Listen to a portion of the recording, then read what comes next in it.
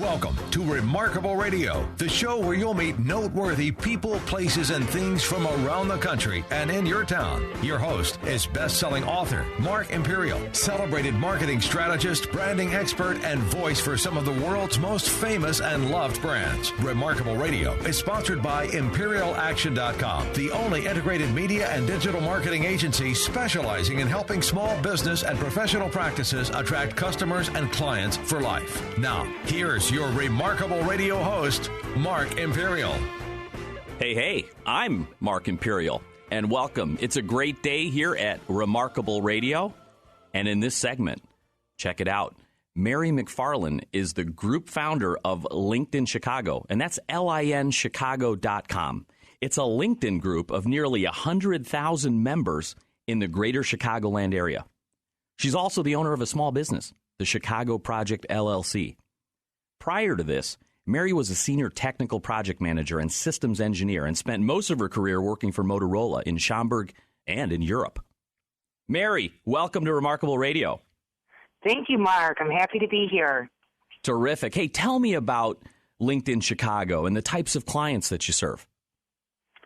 All right. My focus is to create a grassroots effort and win-win opportunities for people to come together to expand their network and increase business growth in Chicago.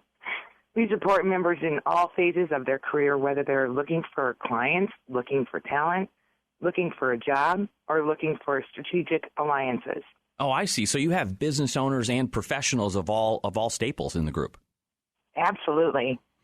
So how did you get started in this field, and how did you come to form linchicago.com? Well, that's a great question, and it was kind of an accident, but it still lives on today. So I worked for Motorola for a total of 18 years, and for the last 6 of those years, I worked in England and then in Germany. Eventually, the division I worked for was downsized, and I was downsized, so I had to move back to the U.S. So I hadn't realized it before, but I've never actively looked for work my entire career. I was always sought out. I was pulled into an organization, and I was getting promotion after promotion.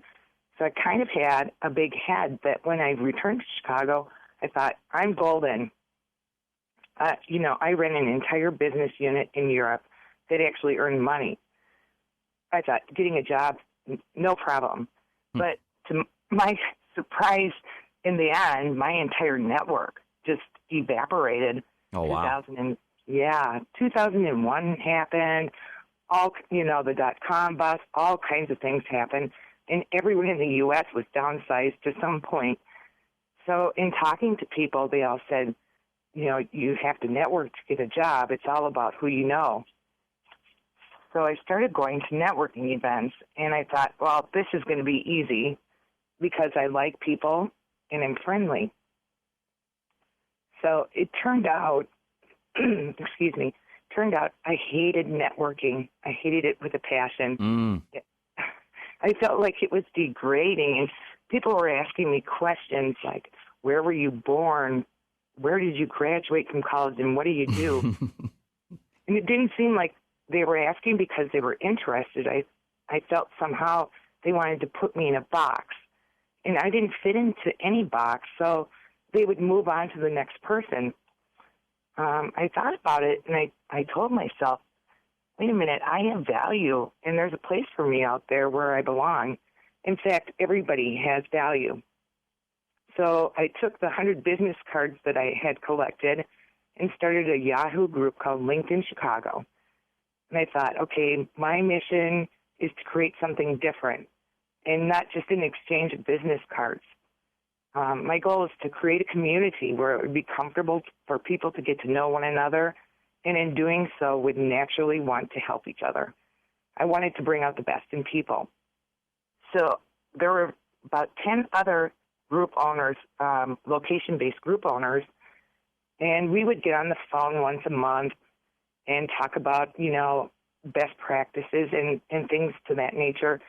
And then finally we advocated to LinkedIn to create the groups function.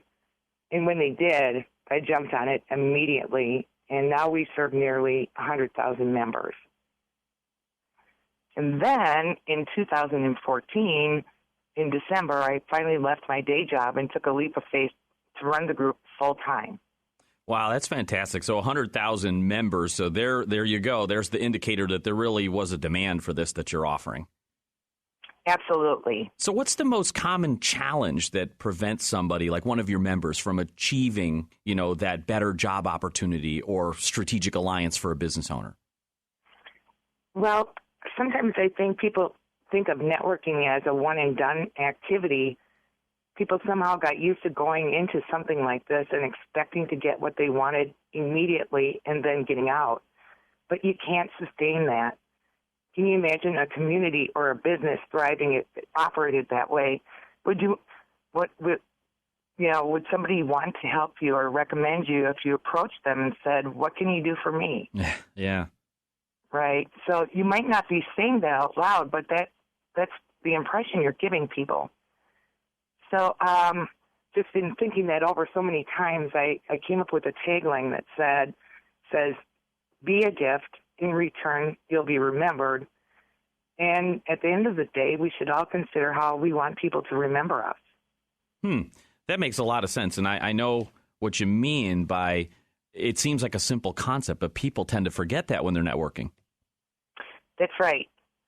That's right. And it's about you're there to talk to people to become comfortable with explaining about who you are, what you do, what you like, what you don't like. And you're kind of building yourself up. Each time that you go, you get better at it. You're more comfortable in talking about it. And by the time you get to that job interview or you get in front of that presentation where people are asking you tough questions, you're pretty comfortable because you've practiced. Yeah, let's dive deeper into that. How can your members successfully achieve that great connection that wants to help them? Right. Well, first of all, you shouldn't wait until you're in a crisis situation to get out there and build your network. You should really tend to your existing network. Like I learned from that because I was gone 6 years and didn't, and continue to build relationships with people you like and trust. And you want people to like and trust you. I've had job seekers who have said, "I just want to work. I don't need friends. I can work on making friends after I have a job." But really that's backwards.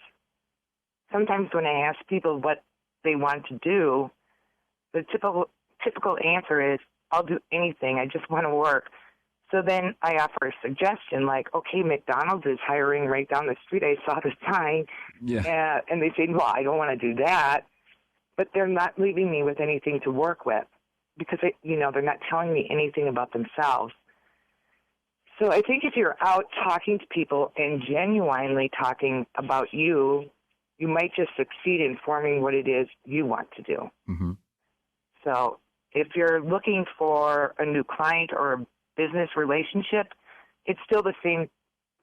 It's the same deal. Just talk to people, tell them about what you want to achieve, ask them about what they want to achieve, connect with them on LinkedIn and follow up.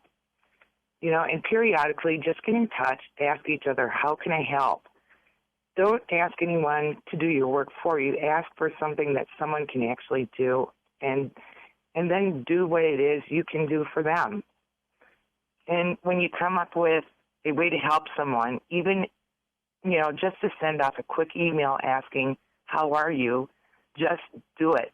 Don't put that off or you won't do it. Mm-hmm. So sometimes in order to solve, a problem, you have to consider that you just don't know. What you think you know and what you know, might not be the same thing. Mm-hmm. So, you might be going after things the wrong way. So that's where meeting other business professionals can really help you to be successful.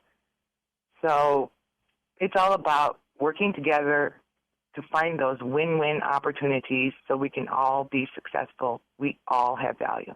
I gotcha. Yeah, we got about another minute or so. So what's one of the most important things that piece of advice you'd give to somebody that's thinking about, attending or, what should your attendees consider when they're solving this challenge for themselves? Well, it may not be the person you are talking to, it may be their neighbor that you end up getting introduced to. So if people get to know your story, they will share it. You know, if they hear something that sounds like you and connect you to it, they feel like they did a great deed. And you know what? They did. So it's it's just a great feeling. It's a great culture. People care about and choose to support these win-win opportunities. And that kind of consideration and thoughtfulness makes, LinkedIn Chicago a great networking organization. And that's the goal. So tell our listeners, how do they find out more about linchicago.com? And I understand that you have regular live events as well? Yes, we hold events in and around the city monthly, and we also are delving into workshops and seminars. You can sign up for our newsletter on linchicago.com. Additionally, our phone number is 312-479-2431, or by email at admin@linchicago.com. And I hope to have the opportunity to meet some of your listeners personally at one of our events soon. Yeah, that's awesome. And, I want to especially spotlight, we've got an event coming up, you and I together, April 7th. Is that right? Absolutely. Where's that one at again? It's at the Trophy Room, and that's 170 West Ontario in Chicago, zip code 60654. It's a brand new venue, and so we're probably one of the first groups to be in that space. Mary, thanks so much, and I'm looking forward to it. Okay, thank you so much. We'll be right back after this short message.